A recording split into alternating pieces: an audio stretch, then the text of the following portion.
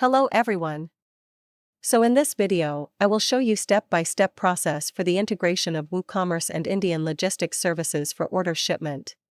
First step is to install the Indian Logistics Services plugin. For that, you have to click on the Add New Plugin button. Here, search Indian Logistics Services in the search bar. Then click on the Install Now button. After that, click on the Activate button. Then find Indian Logistics Services and click on Settings option. Here, click on the Setup Account button. It redirects you to the Indian Logistics Services panel. Here, do Sign Up or Sign In. Then from the sidebar open the channels and click on the WordPress View button. Click on Add New Store button. Add channel domain, communication brand name. You can add a brand logo if you want.